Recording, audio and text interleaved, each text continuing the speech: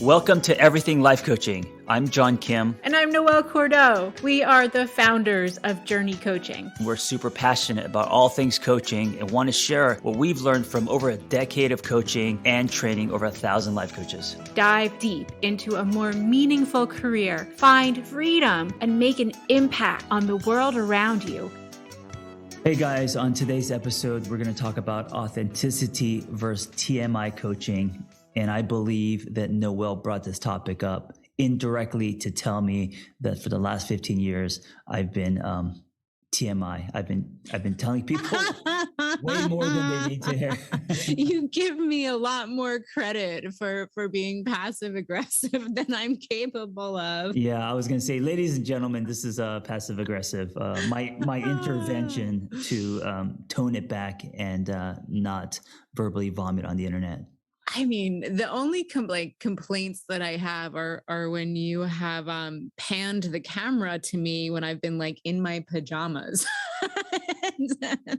That's authenticity. It's not TMI. Oh, okay. Well, all right, let's get into it. So authenticity as a coach, this is one of the character sets that we need to have and develop in ourselves, the confidence to let that special sauce sling and be ourselves. And then there's that fine line of giving away too much information about who you are.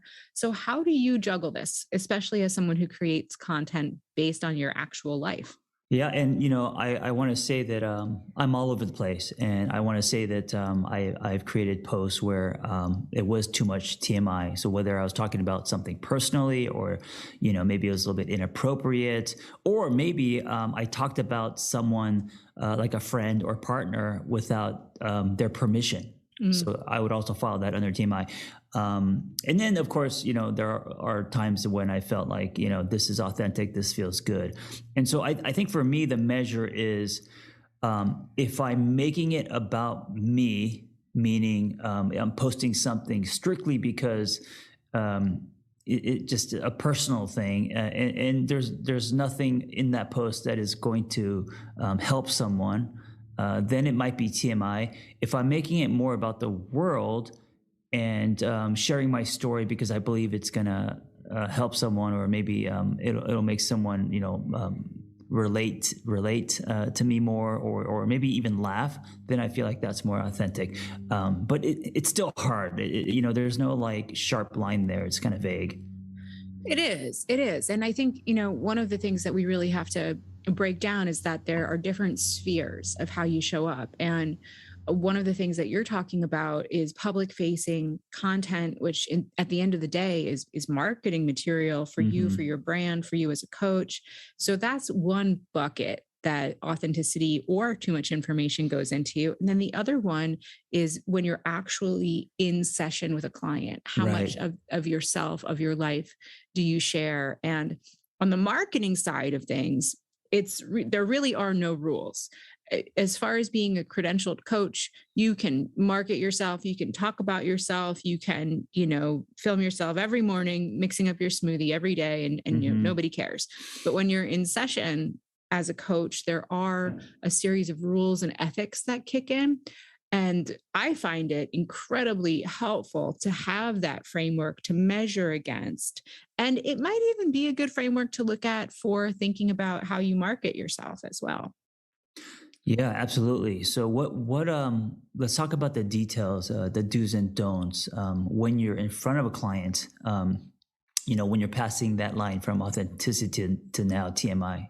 Yeah. So the International Coaching Federation, the ICF, came out with an updated set of core competencies. And one of the competency sets is called Embodies a Coaching Mindset. And this is new. And it has to deal with how you experience yourself as a coach, how you experience your own mind while you're in session. And it's a super important topic for coaches to be thinking about getting into, discussing with each other. So the first one is that in the space of coaching, when you're in session with a client, or even maybe when you're marketing yourself, we acknowledge that clients are responsible for their own choices. Right. And this is a biggie. So how have you ever had the experience of sitting in session and your client is waltzing off into the sunset hand in hand with a red flag? And you're like, no. Well, yeah, for sure. What would you describe as a red flag? Because there's so many in this case. Well, so let's break it down. It would be something that I, Noelle, or you, John, personally disagree with and think is a bad idea. That's what that is for me. Right. It's like when my own bad idea radar goes off, and that's in coaching, especially as a new coach, one of the hardest things to contend with is because your intuition is going, oh God, no. And there we are. That's too much information. That's our own personal, feeling. And so we need to check it and acknowledge that clients are responsible for their own choices. Yeah. And I love that you're talking about this because when it comes to authenticity and TMI, we can say as a coach, of course, but also that line can be blurred from the client. Yeah. How so? What are you talking about? What's happened in that situation? Well, just because I have built a practice online and because I guess I'm technically a public figure, and I write books. A lot of times a client will come see me or book one session and I could tell they're not being authentic. They're more of just kind of either a fan of my book or just kind of showing up, and then they don't really have any work to do.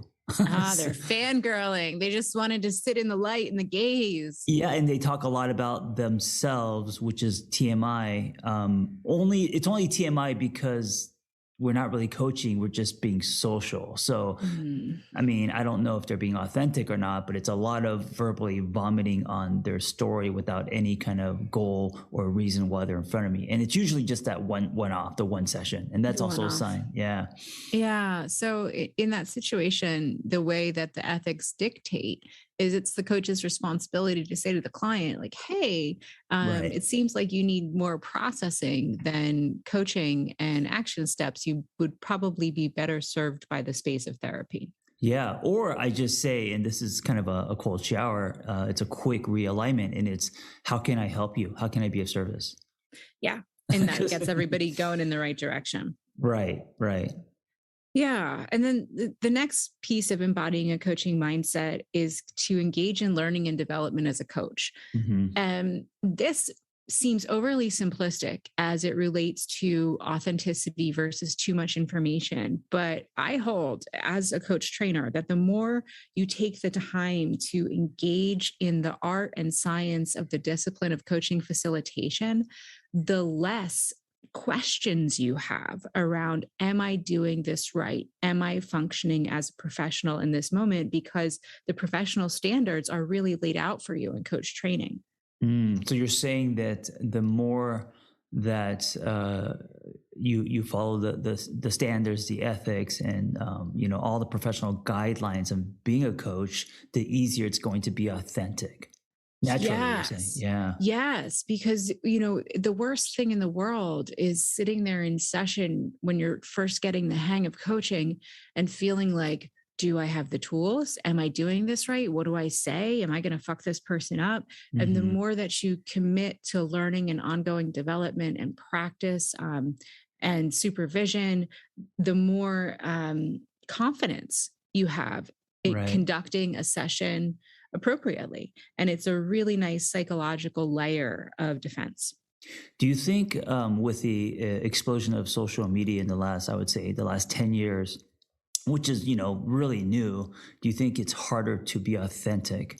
Meaning because of, the way that we see each other now through our phones and internet and like the content wall coming down, and everyone is doing something, whether they're posting, information videos or them dancing. Is it harder to be authentic? Is there just generally too much TMI in the world these days?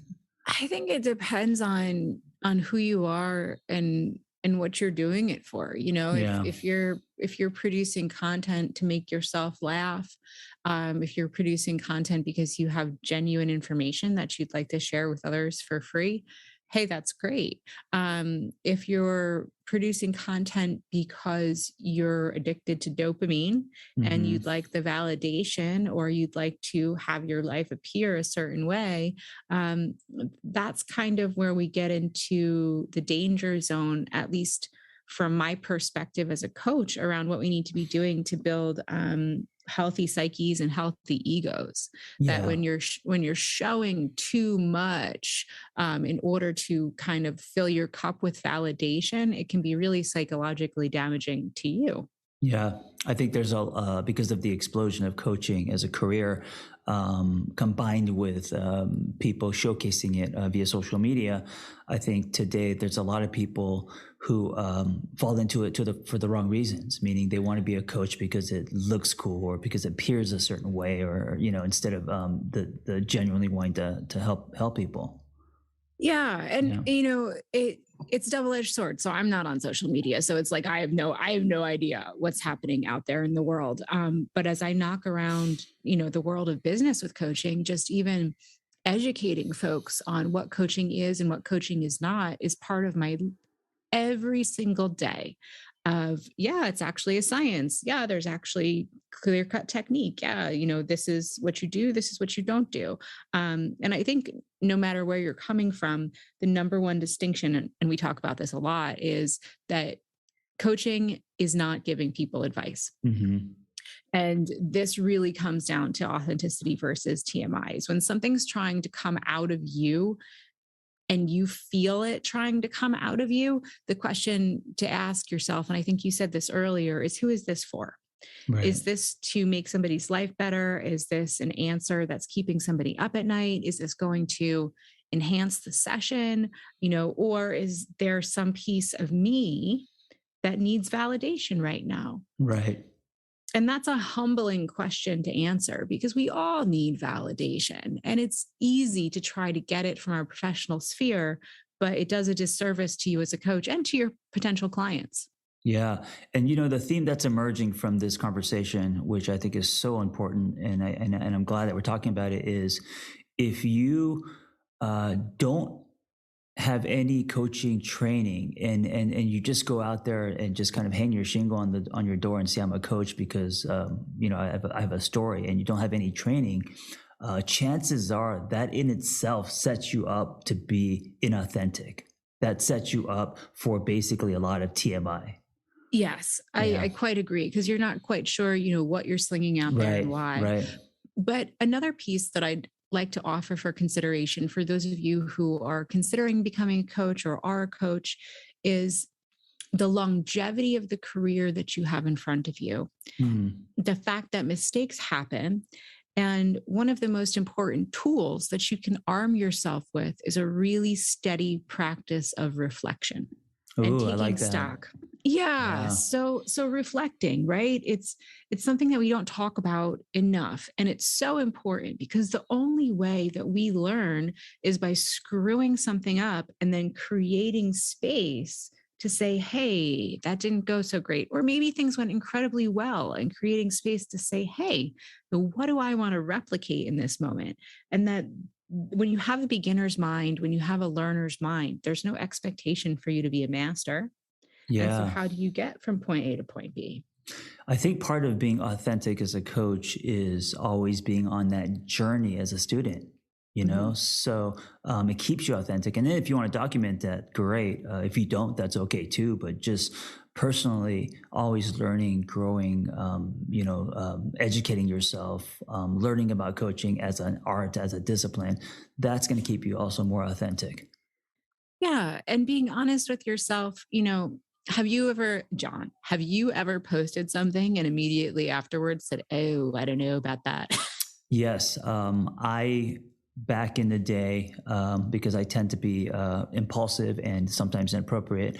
I posted a bare picture of my butt at a CrossFit gym because I was like BAing a group of people. I thought it was funny, And then right after I posted it, I was like, what am I doing? That's like, I can't be posting, and so definitely not professional. And then of course I took it down, but there has been moments like that where I felt like, okay, now it's TMI. No one wants to see your ass, John.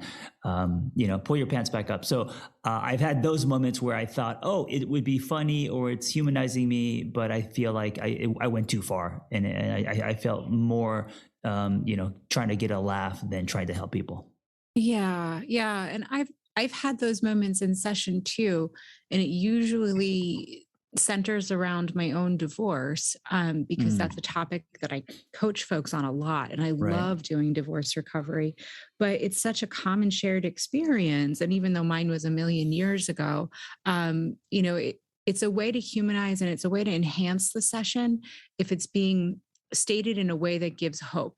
And I can distinctly remember a handful of times when the words were just dying to get out of my mouth because I wanted to share something. And that is the signal to me. That's the somatic cue to begin to learn your body well enough to learn what that impulsivity feels like, whether you're being funny, or whether you want that validation for yourself, or whether it's just that you have a story to tell. And that it's just a little pull that you get the hang of eventually. Yeah. And I kind of want to end on this is you got to be compassionate with yourself. There are going to be times that, a little too much TMI. And if you do that, you shouldn't beat yourself up about it. I think what's important is that you're aware of it.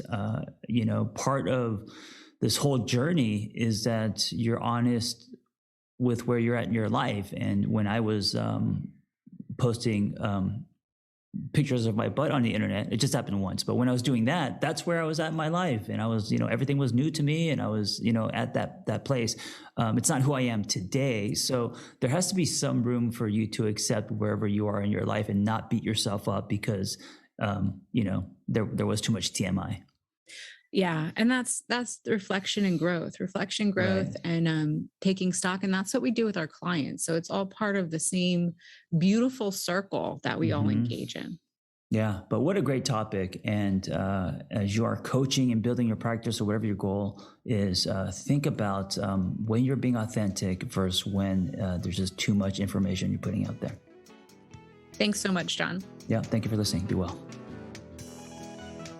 Thanks for listening to Everything Life Coaching. If you're feeling the draw to become a coach, head to journey.co/everything to explore a new career that brings fulfillment, gives you a true sense of purpose, and a strong community to do it in. We created JRNI Coaching to equip you with the tools, training, and community you need to attain your goals.